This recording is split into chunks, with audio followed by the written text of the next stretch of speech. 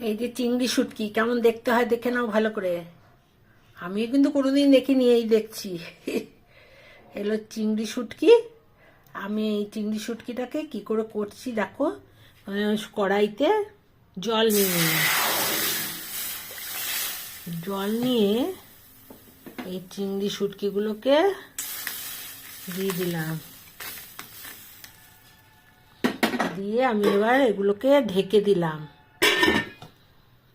ঢেকে এই আঁচটা বাড়িয়ে দিলাম। এই দেখো 5 মিনিট ফুটিয়েছি, জল কতটা টেনে গেছে। আমি এবার এটাকে ঠান্ডা করে ভালো করে 4-5 বার করে ধুয়ে তারপরে নিয়ে আসছি। না ধুলে এটা বালি ঠালি লাগবে, কোথায় শুকিয়েছে না শুকিয়েছে,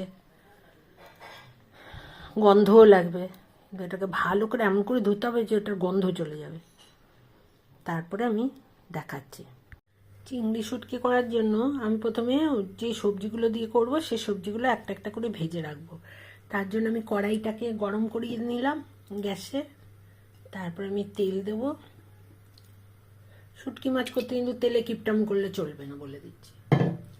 শুটকি মাছ করতে গেলে হাত ছেড়ে তেল দিতে হবে, হাত ছেড়ে মন ছেড়ে। তেলটা গরম হলো, নিয়ে আমি আলুটা ছেড়ে দিলাম। বাবারে কি ফুটছে! এর জন্যই বলে যে তেলে আর জলে কখনো মিশ খায় না।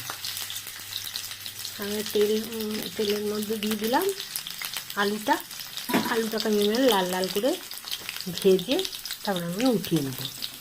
তেলটা যেন কম ফুটে তাই আমি একটু হলুদ আর একটু নুন তেলে দিয়ে দিলাম, যাতে ফুটে গায়ে না পড়ে। এবার আমি আলুগুলোকে ভালো করে লাল লাল করে ভেজে উঠিয়ে নেব। তারপরে আমি আরেকটা সবজি দিয়ে দেবো।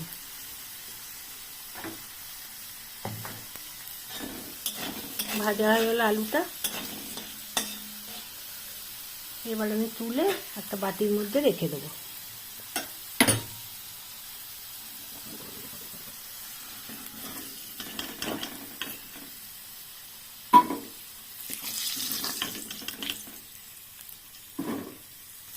দিয়ে আমি এর মধ্যে কুমড়ো দিয়ে দেবো। বেগুনটা লাস্টে দেবো, কারণ বেগুন তেল দেখলে চো করে টেনে নেয়। টেনে নিলে কী করে হবে বলুন? আমি আগে কুমড়োটা ভেজে নিচ্ছি। কুমড়ো কিন্তু অত তেল টানে না। কুমড়োটাকেও আমি লাল লাল করে ভেজে নেব।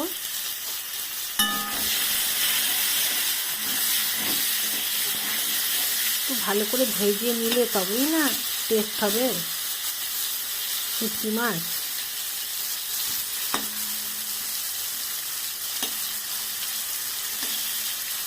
একদম লাল লাল করে ভাজবো।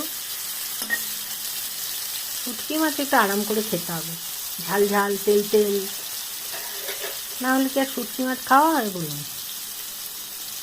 এবং মুখের টেস্ট করেই তো শুটকি মাছ খাওয়া। সব সবজিগুলো একটা একটা করে ভেজে আমি তুলে নেব। খাওয়ার শেষে বেগুন দেবো। বেগুন দিলে তার চোখে তেল দেখা যাবে না, সব তেল বেগুন নিজের কাছে নিয়ে নেয়। কথাতেই আছে তেলে ঝালে শুটকি। শুটকি মাছ খাবো আর একটু ঝাল তেল খাবো না, তা বললে কি হয়? তাতে পেট খারাপ হয়তো হয়। মাছটা তো একটু ভালো করে খেয়ে নিলাম। এবার আমি কুমড়োটা ভাজা হয়ে গেছে, আমি তুলে দিচ্ছি। দেখুন খুব একটা তেল টানেনি। বেগুন দিলে তারপরে কি হাল হবে একবার দেখুন।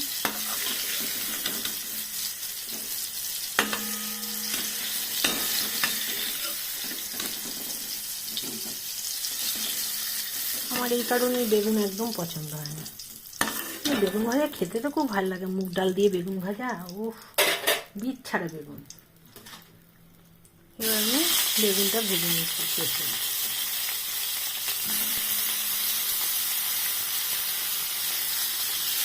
একটু নুন দিয়ে দিই, একটু হলুদ দিয়ে দিই, যাতে একটু কম তেল টানে। দেখুন একেবারে কড়াই ফাঁকা হতে চলেছে। কিন্তু কি করা যাবে, বেগুন না দিলে তো টেস্ট হবে না। দেখলেন তো, সব তেল টেনে নিল বেগুনে চুমো করে। তাই আমার বেগুন একদম ভালো লাগে। খেতে খারাপ নেই, বেগুনের অনেক গুণ আছে, কিন্তু কি করবো বলুন, এত তেল খেলে হবে সবসময়। আর এই শুটকি মাছ খাওয়া হচ্ছে, তাই একটু তেল না হয় বেশি খাওয়াই হলো। আমি কিন্তু শুটকি মাছ খাই না।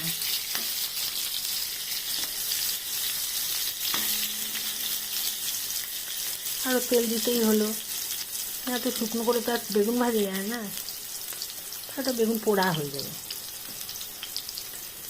তাই আমি একটু তেল দিয়ে বেগুনটাকেও লাল লাল করে ভেজে বেগুনগুলো লাল লাল করে ভাজা হলো। অনেকটা তেল দিলাম, তাই না বেগুনের সঙ্গে তেলের দেখা পাওয়া গেল, নাহলে তো সব তেল টেনে বেগুন কড়াই একদম ফাঁকা হয়ে যেত। যা তেল আছে এই তেলের মধ্যে আমি এবার চিংড়ি মাছটা দিয়ে ভাজবো। চিংড়ি মাছটাও ভালো করে ভেজে নিতে হবে।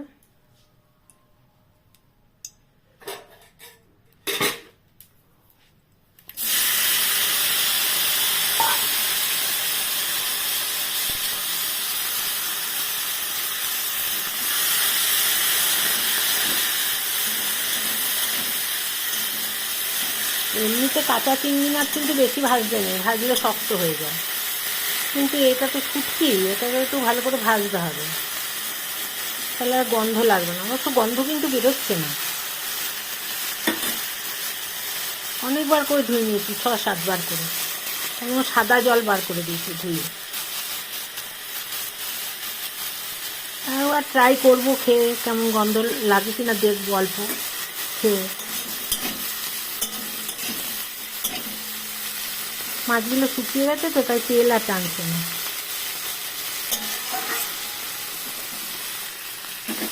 ভালো করে ভেজে শুটকি মাছটা তারপরে তুলে এবার এক এক করে সব মশলাপাতি দেবো।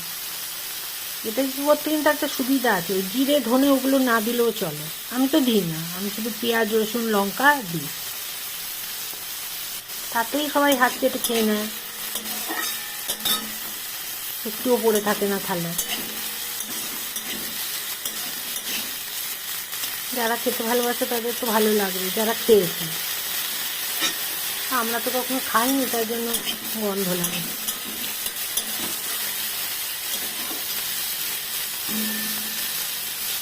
আমার একমাত্র তো এটা বেশ চেটে চেটে খাবে, এটা ঘরের লোকরাও সবাই চেটে চেটেই খাবে, চেটে পুটে। একটু পেঁয়াজ রসুনটা বেশি করে দিতে হবে, তাহলে বেশি ভালো লাগবে।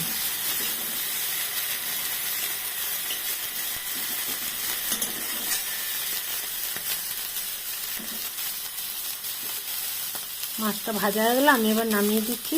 চিংড়ি মাছটা ভাজা হয়ে গেছে, আমি এখন আবার তেল দিচ্ছি। দেখলেন তো কেমন তেলের সাধ্য হচ্ছে। তার মধ্যে দিয়ে আমি এবার পেঁয়াজ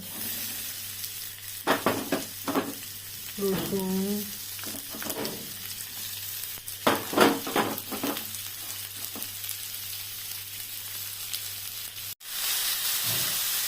সব কিছু দিয়ে আর একটু তেল দিচ্ছি। শুটকি মাছ খাবার তেল খাবে না তাই হয়, কিন্তু অন্য তরকারিতে খালি তেল কম দাও, তেল কম দাও, এতে আর কিছুতেই বলবো না তেল কম দেওয়ার কথা। এটা তো তেলই খালি না তেল হবে না, না।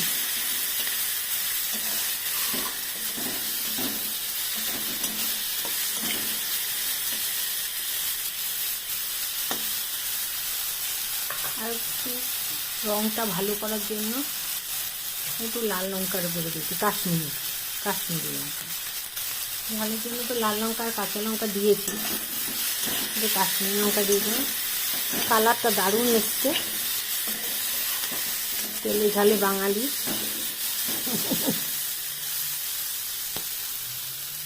দিয়ে একটু ভাজা হচ্ছে।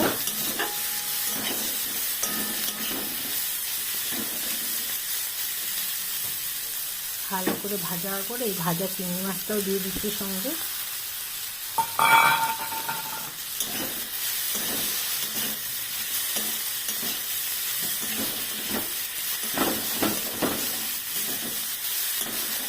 দারুণ লাগছে দেখতে কিন্তু। আগে ওরা খেয়ে টেস্ট করে দেখলে হয় কেমন লাগছে।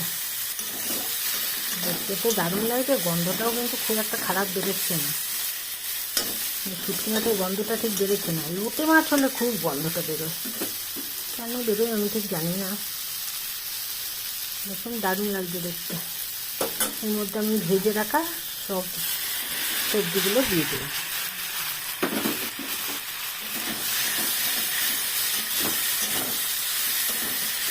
খুব একটা জল দেবো না, যাতে এগুলো ভাজতে ভাজতে তো কিছুটা সেদ্ধ হয়েইছে। দারুণ লাগছে দেখতে, দারুণ।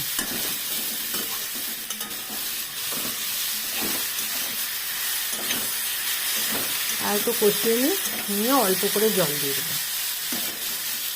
একদম গা মাখা করবো না, একদম শুকনো শুকনো করবো। কালারটা কি হয়েছে দেখুন, সাহেবের মতো লাল লাল কালার। ভাজা হয়ে গেছে, আমি আবার অল্প করে জল দিয়ে দিই।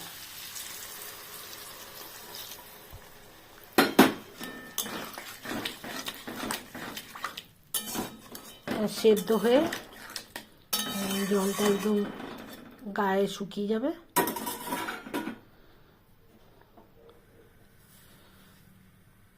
সব জল গায়ে শুকিয়ে গেছে, সব তরকারিগুলো দেখুন সুন্দর সেদ্ধ হয়ে গেছে, সুন্দর সেদ্ধ হয়ে গেছে। আমি এবার তরকারিটা কমপ্লিট হয়েছে, আমি এবার নামিয়ে নেব। যেমন অল্প জল রাখিনি, আমি জল শুকিয়ে দিয়েছি। শুকনো শুকনো বেশি ভালো লাগবে খেতে। আর এবার নামিয়ে দেবো, পরিবেশন করে দিচ্ছি। কমপ্লিট হয়ে গেল চিংড়ি শুটকি দিয়ে, পাঁচমিশালি সবজি দিয়ে চিংড়ি শুটকি। চিংড়ি মাছের কিন্তু বাটাও খাওয়া যায়, শুটকি, চিংড়ি শুটকি, লোটে শুটকির বাটাও কিন্তু খাওয়া যায়। দেখতে তো দারুণ সুন্দর হয়েছে, খেতেও হেভি টেস্টি হয়েছে। আপনারা এমনি করে শুটকি মাছ করে খেয়ে দেখবেন, গন্ধ কিছুই বেরোয়নি। অনেকবার ধুয়েছি তো, তাই জন্য গন্ধটা একদম চলে গেছে। দেখুন দেখতে খুব ভালো লেগেছে। আর প্রত্যেকটা গোটা গোটা সবজি গোটা গোটা আছে, কিচ্ছু গলেনি, কিন্তু সেদ্ধ হয়ে গেছে। এমনি করে খেয়ে দেখবেন, দারুণ টেস্টি। আমার এটা কমপ্লিট হয়ে গেল। বাই, আবার অন্য রান্না নিয়ে আরেকদিন আসবো। আজকে এটাই কমপ্লিট।